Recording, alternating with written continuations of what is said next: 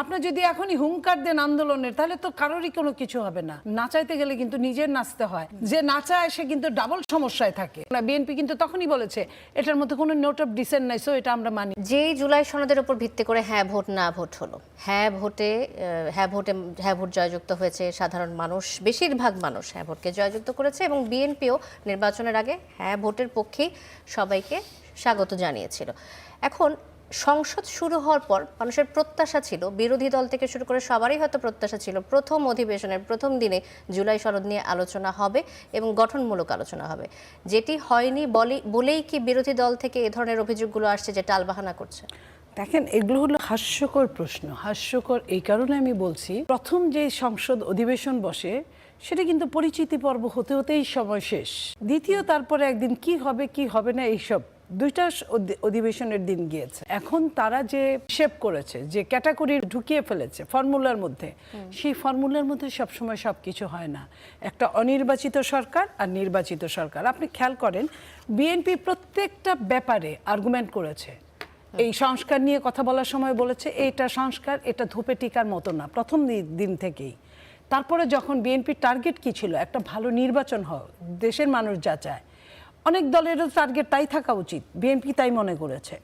এখন নির্বাচনের জন্য অন্যান্য দলেরও ছিল, কিন্তু নিজের বুঝটা বুঝে তারপরে।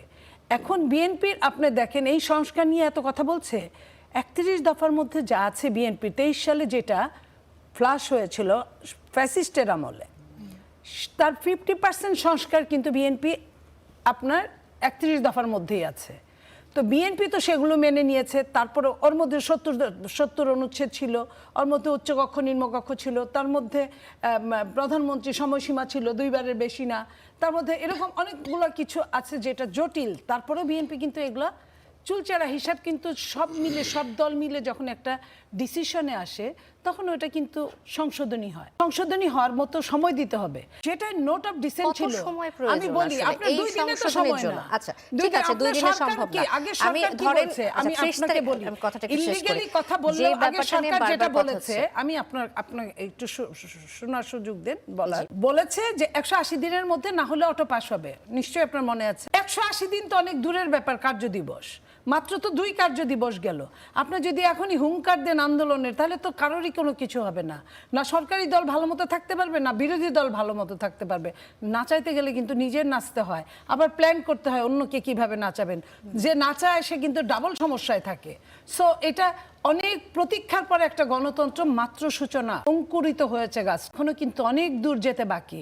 এই যে নিয়ে যে কথাগুলো বলছেন বিএনপি, তো সেই দিন আমি এই লাইনটা শেষ করি, যখন বিএনপি একরকম সিগনেচার নিল, আপনার আরেক রকম ভাবে সরকার প্রধান তৎকালীন ইন্টারিম যখন ঘোষণা দিল, সেখানে কোনো নোট অফ ডিসেন্ট ছিল না। বিএনপি কিন্তু তখনই বলেছে এটার মধ্যে কোনো নোট অফ ডিসেন্ট নাই, সো এটা আমরা মানি। কিন্তু মানি না বলছে, বলে রেখে দিছে।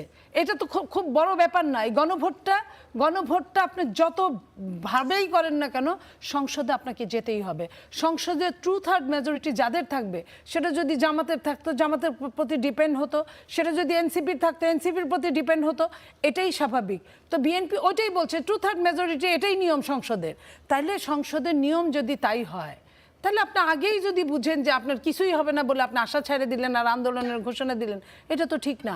আপনাকে মানে কৌশলে আপনাকে বুঝিয়ে যে এই রাষ্ট্রটা সবার, বিরোধী দলের সরকারি দলের। আমি প্রশ্নটা করে ফেলি। আমি মনে হয় দ্বিতীয় দিনের মাথায় যখন এই ধরনের প্রোটেস্ট আসলো, সংসদের মধ্যে প্লে কার্ড ঘুরলো, যদিও এটা রীতির বাইরে, রেওয়াজের বাইরে, তারপরে যখন ঘুরলো তখন কি একটা নির্দেশনা দেওয়া উচিত ছিল না সরকারের পক্ষ থেকে, যে আমরা এভাবে করে জুলাই সনদটা শুরু করতে চাচ্ছি বা আগাতে চাচ্ছি? কোন একটা পরিকল্পনার কথা কি দিতে পারতো কিনা? আপনি নিশ্চয়ই সালাউদ্দিন সাহেব যে বক্তব্যটা দিয়েছে, এটা সমস্ত জাতি শুনেছে, নিশ্চয়ই বিরোধী দল শুনেছে কি করা যাবে। আর তার কিন্তু ভাষণের মধ্যে এই 5-7 মিনিটের মধ্যে কিন্তু সবকিছুই বলা আছে, কিভাবে কি হবে, কি কোনটুকু করতে পারবে কোনটুকু করতে পারবে না। মানে সরকার আছে বলে সরকারের কাছে সমস্ত ক্ষমতার উৎস সরকার তা না, সমস্ত ক্ষমতার উৎস জনগণ। এবং এটার জন্য একটা সংবিধান আছে, সংবিধান এখনো বাতিল হয় নাই। সংবিধানের আন্ডারে গিয়ে আমি শেষ করি, হ্যাঁ, সংবিধানের আন্ডারে গিয়ে আপনাকে এই কার্য সমাধান করতে হবে।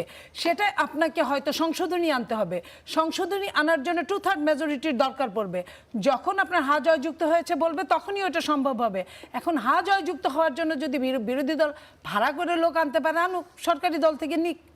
সরকারি দল তো 70 অনুচ্ছেদ বলছেই, 70 অনুচ্ছেদে কি কি পারবে আর কি কি পারবে না, যদি সরকারি দলের কেউ যায় তাদের সঙ্গে যায় গলা মিলাবে। আচ্ছা, সমস্ত ক্ষমতার উৎস যদি জনগণ হয়, তাহলে দেশের জনগণ কিন্তু ভোট 11টি দিয়েছে। সিটি কর্পোরেশনের পর 42টি জেলা পরিষদেও জেলা দলীয় নেতাদের প্রশাসক হিসেবে নিয়োগ দিয়েছে বিএনপি সরকার। ভোট না দিয়ে জনগণকে সমস্ত ক্ষমতার উৎস হিসেবে না বানিয়ে বা সেদিকে না ঠেলে দিয়ে প্রশাসক নিয়োগের প্রক্রিয়া কি গণতান্ত্রিক বলে মনে করেন? এটা তো কিছুদিনের জন্য, খুব সাময়িক। তারা তো ইলেকশন দিবে খুব তাড়াতাড়ি। ইলেকশন দিলে এটাই স্বাভাবিক। সরকারি দলের কিছু ফ্যাসিলিটিস থাকে। সরকারি দলে অনেকেই ছিল না, তাদের দল কিন্তু ইন্টারিম গভর্নমেন্টের সময় বিরাট বিরাট ফ্যাসিলিটিস নিয়েছে। সমস্ত বিশ্ববিদ্যালয় দখল করেছে, সমস্ত প্রশাসন দখল করেছে। আমরা কিন্তু কিছুই বলি না, আমরা কিন্তু কিছুই বলি না। আমরা কিন্তু বলেছি ইন্টারিম গভর্নমেন্ট কারো না কারো ঘাড়ের উপর সওয়ার হয়েছিল, আমরা দেখেছি, আমরা কিছু বলিনি। আমরা এখন যেটা যে কাউকে না কাউকে দায়িত্ব দিতে হবে। এখন আমি আপনাকে দায়িত্ব দিব, আরেকজনকে দায়িত্ব দিব, সে আমার কথা শুনবে না, সে আমার উল্টা হয়ে আবার আন্দোলন করবে। সেই টাইমটা তো আসলে 6 মাস 3 মাস তো আসলে একটা কি বলে ওটাকে হানিমুন পিরিয়ড বলে। হানিমুন পিরিয়ডে দুনিয়ার দ্বন্দ্ব কুন্দল হোক এটা চাই না। হানিমুন পিরিয়ড থাকতে থাকতেই এই সরকার নির্বাচনের একটা ঘোষণা দিয়ে দিবে, সেই নির্বাচনের জন্য কাজ করবে। এগুলো তো কিছুদিনের জন্য প্রশাসক এইখানে এটাকে সবকিছু যদি আমরা খালি জাস্টিফাই করি তাহলে বোধহয় ঠিক হবে না। ধন্যবাদ নীলুফার মনি, আমি আবার আসবো।